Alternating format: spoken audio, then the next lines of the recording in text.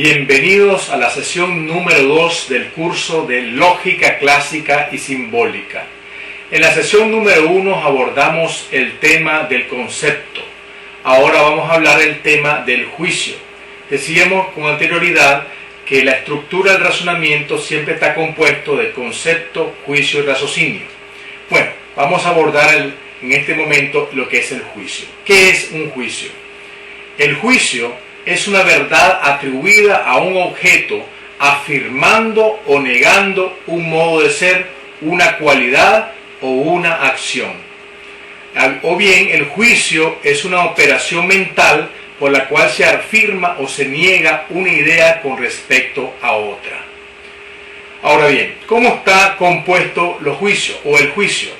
El juicio se compone principalmente de tres elementos.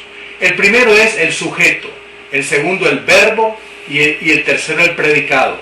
Y se hace SVP, sujeto, verbo, predicado. Ahora bien, en todo juicio siempre está presente el verbo ser, que es el que une sujeto y predicado, de una forma ya sea explícita o implícitamente. ¿Cuál es la importancia que tiene el juicio para el conocimiento y en este caso para la lógica? En primer lugar, el juicio es un pensamiento completo. En segundo lugar, las ciencias están compuestas principalmente de juicios. Y en tercer lugar, la sede de la verdad es el juicio. Estas son las tres razones por las cuales el juicio es de capital importancia para el conocimiento. Y en este caso, para, digamos, la ciencia lógica que estamos abordando. Un famoso filósofo alemán, Immanuel Kant, hizo una división de los juicios bastante compleja. Pero nosotros vamos a abordarlo y les estamos presentando un esquema para que ustedes vean cómo clasificó este filósofo los juicios. Por ejemplo, el de cualidad puede ser un juicio afirmativo o un juicio negativo. Por ejemplo, la naranja es anaranjada, un juicio afirmativo. O por ejemplo, la manzana no es roja, puede ser amarilla, un juicio negativo. Pueden ser también los juicios de cantidades, sea universales o particulares. También podemos presentar, digamos, juicios de tipo de propiedad. Pueden ser verdaderos o pueden ser falsos. Por ejemplo, el plomo flota y el corcho se hunde. O sea, son evidentemente juicios falsos ambos. Pues bien, también tenemos en cuarto lugar los juicios por relación. Uno que puede ser necesario y otro que puede ser contingente. Por ejemplo, si yo veo humo, dice hay humo, quiere decir por necesidad que hay fuego. Contingente, el día está soleado. No puede ser un juicio contingente, ¿por qué? Porque también el sol, el día, puede estar nublado.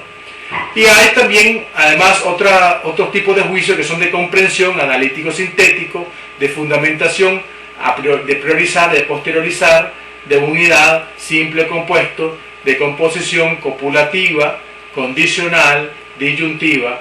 Y así podemos seguir, pues, de una gran cantidad de juicios que se pueden hacer desde el punto de vista de la mente o de la inteligencia. Pues bien, en nuestro tema del día de hoy no solamente estamos abordando, digamos, esta realidad de lo que son, digamos, los juicios como una parte de la estructura del razonamiento, sino que ya vamos a comenzar a hacer una serie de asignaciones de ejercicios de lógica bien sencillos para ustedes. Pero antes vamos a hacer una explicación específica de cada uno de estos ejercicios. Por ejemplo, en este momento vamos a abordar lo que son las disputas verbales. ¿Qué son las disputas verbales? Pues bien, discutir es algo muy natural en el hombre, principalmente entre personas familiares o entre amistades o entre colegas o bien entre estudiantes, uno discute. Pues bien, nosotros en esta ciencia hemos clasificado en tres tipos de disputas que existen, que la mayoría de las veces uno no sabe que en realidad está disputando, que son las disputas que son verdaderamente genuinas, que son reales, la disputa verbal y la que son aparentemente verbal, pero que en el fondo son genuinas.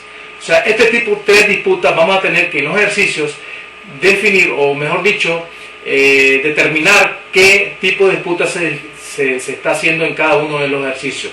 Pero voy a explicar a continuación lo que es cada una de estas disputas. En primer lugar, empecemos con la disputa genuina. Es cuando las partes discrepan explícitamente y sin ambigüedad acerca de una cuestión de hecho, de algo que existe. Esta disputa supone un desacuerdo, fíjense bien, en las creencias. Esto no se olvide, es un desacuerdo profundo en las creencias.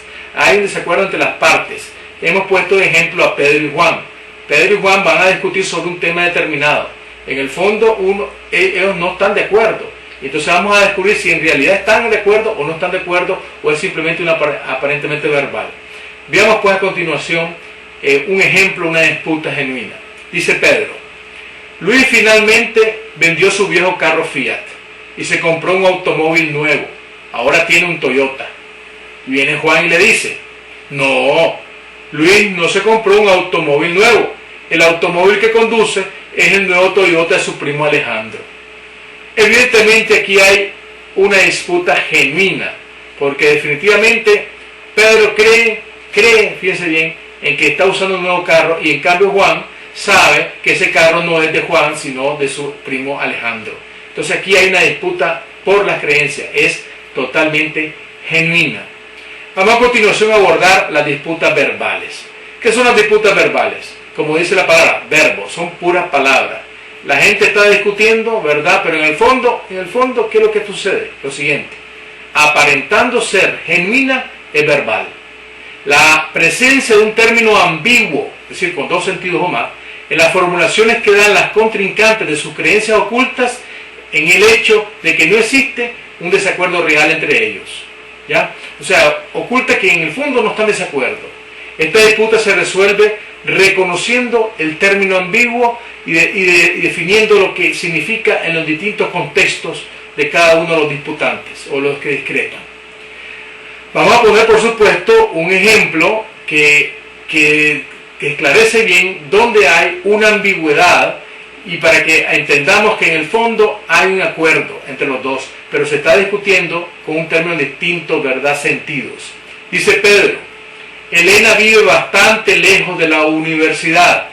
El otro día salí caminando para verla y me llevó 2 horas llegar hasta ahí. O sea, cualquiera diría que efectivamente Elena vive lejos de la universidad. Pero ¿qué dice Juan?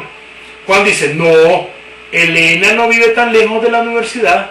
Anoche subí a mi automóvil y llegué a su casa en menos de 10 minutos. Aquí definitivamente la disputa es verbal, porque la distancia, pongámosle que sea de 5 cuadras. O sea, es largo si uno va caminando, pero es corto si uno va en vehículo. Entonces en el fondo no están de desacuerdo. Están de acuerdo. Usan simplemente un término ambiguo: la distancia que se recorre, ya sea a pie o ya sea en vehículo. Y por supuesto que esto implica pues el tiempo en vehículo menor que ir caminando. Entonces en el fondo no están de desacuerdo, están de acuerdo, pero están usando un término totalmente ambiguo. En la tercera disputa es la aparentemente verbal, pero en el fondo es genuina. Esta disputa es genuina. ¿Existe alguna palabra o frase usada en diferentes sentidos por los que discrepan o disputan? Es decir, aquí hay una frase, ¿verdad? Siempre habrá pues en el fondo un genuino desacuerdo. Fíjense bien, aparentemente verbal significa aparentemente no genuina. O sea que en el fondo están de acuerdo, pero en este caso es aparentemente verbal, que significa genuina. Y vamos a dar a continuación un ejemplo de esta disputa, ya que el ejercicio, el deporte, béisbol, es uno de los deportes más favorecidos en nuestro país. Y es el siguiente: Pedro dice: Ty Cobb fue el mejor bateador de la historia del béisbol. Su promedio de bateo de toda su vida es mayor que el de cualquier otro jugador. Fíjense bien cómo pone Pedro a Ty Cobb como el mejor bateador de la historia. Sin embargo, Juan viene y le dice: no, Baby Ruth merece ese título. Acertó más lanzamientos que cualquier otro jugador.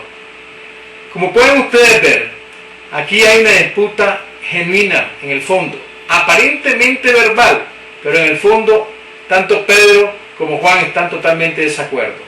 Es decir, aquí vemos pues que en realidad para Pedro es Ty Cobb el mejor bateador de toda la historia, y para Juan es Baby Ruth, es el mejor bateador de toda la historia.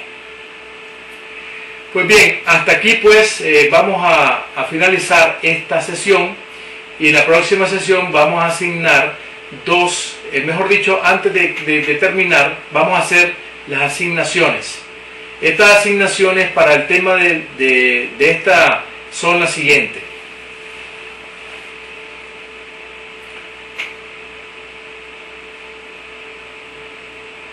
El libro de texto que se va a utilizar es el libro de Lógica Elemental de su servidor, Juan Bosco Cuadra García. El libro vamos a leer, a utilizar pues este texto durante todo este curso, ¿verdad? Y las páginas que vamos a tomar todos los ejercicios de la disputa son los siguientes, de la página 39 a la página 42. Son exactamente 20 ejercicios. Estos 20 ejercicios están siempre Pedro y Juan discutiendo. Y el ejercicio va a consistir en saber qué tipo de disputa se hace entre Pedro y Juan, según los casos. Si es genuina, si es verbal o si es aparentemente verbal. Ese es todo lo que vamos a hacer sobre los ejercicios, ¿verdad? De esta asignación, de esta sesión número 2. Y hasta aquí pues esta sesión y les agradezco su fina atención. Muchas gracias.